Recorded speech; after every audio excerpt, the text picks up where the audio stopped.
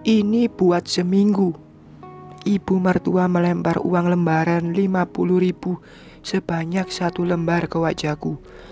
Aku langsung tersentak yang sedang menyusui anak. Ya bu, jawabku sambil memungut uang itu. Terpaksa, aku sangat butuh. Makanya, cari kerja sana. Ia melotot, seolah aku benalu di kehidupannya.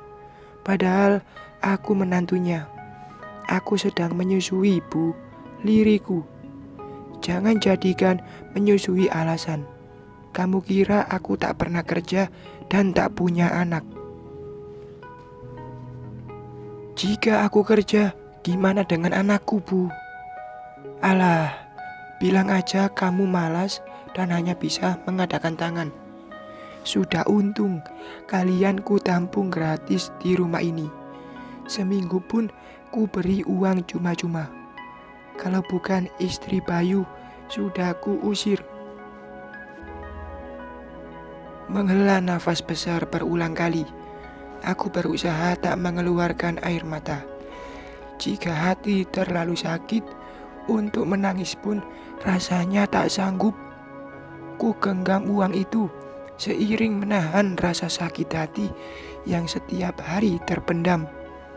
Ini seperti uang gajiku seminggu karena melakukan semua pekerjaan rumah.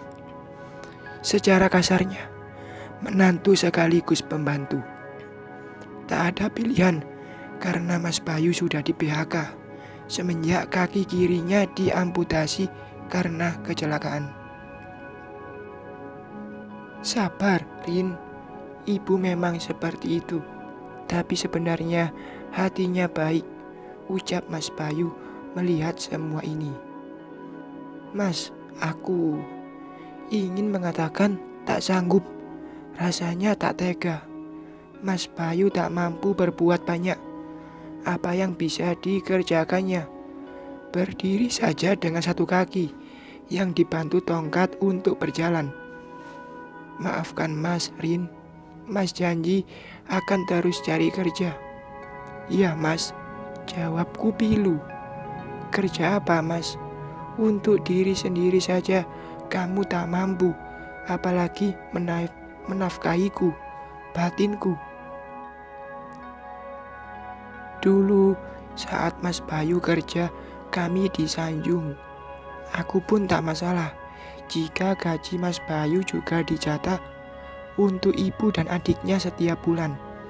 Aku tahu itu juga kewajibannya.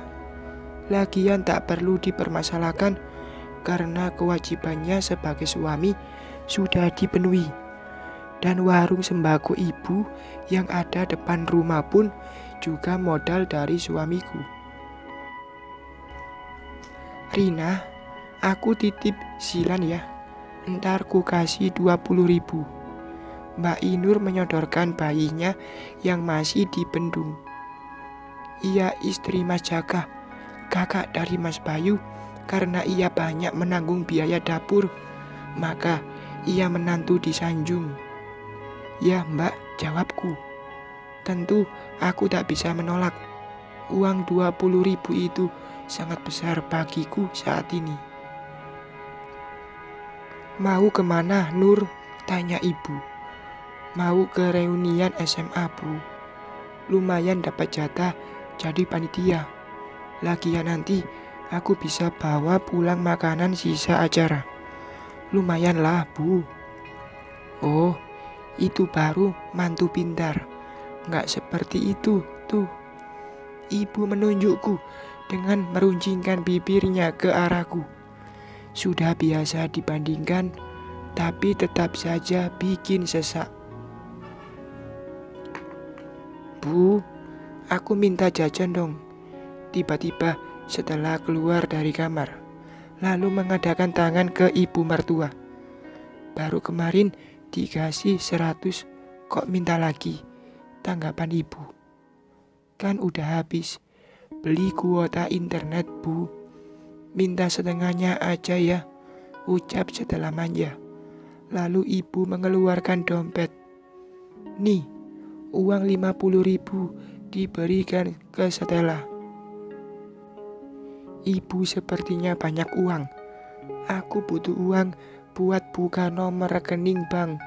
Karena cerbung yang aku posting di 2 aplikasi prabayar sudah menghasilkan sekitar 19 juta rupiah. Hanya saja pembayaran harus melalui rekening. Bu, aku bisa pinjam uang 200 ribu buat modal jualan online. Bicara jujur, sepertinya tak perlu. Paling mereka akan menghinaku lagi. Mau jualan apa? Paling gak laris. Kamu tuh cuma tamat SMP. Cocoknya jadi babu. Beda sama Stella yang sedang kuliah S1. Hahaha. Ia memperbandingkan pendidikan putrinya dengan pendidikanku. Dan mereka berdua tertawa mencemooh setelah aku tak bisa apa-apa. Iya, Mbak. Bagusan nyuci baju aja karena udah numpuk. Entengnya setelah memerintahku. Mas Bayu langsung menggeleng pelan menanggapi, seolah tak setuju dengan sikapku meminjam uang ke ibunya. Aku pun tak cerita kenapa mau pinjam uang. Sengaja ku rahasiakan agar bisa mengumpulkan uang buat usaha buka warung dan cari kontrakan. Cita-citaku dari dulu ingin punya rumah makan Padang. Modalnya besar dan saat ini belum sanggup menggapainya. Tapi aku yakin suatu saat pasti bisa. Tuhan, kenapa aku baru menyadari sikap buruk mereka setelah Mas Bayu di PHK. Sekarang kondisiku pun sedang menyusui anak. Tak punya kerjaan dan setiap hari mendengar ocehan mertua dan ipar. Sebenarnya aku menantu atau pembantu mereka. Hanya ponselku ini tempat curhat. Ibarat diari yang kuketik di aplikasi catatan. Ini ponselku dan sudah hampir setahun kumiliki. Apakah tamat SMP seperti orang tak berpendidikan?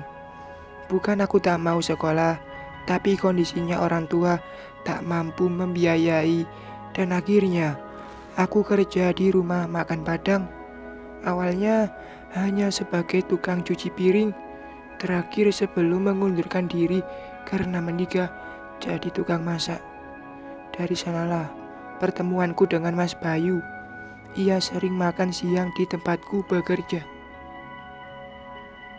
Jangan banyak berharap.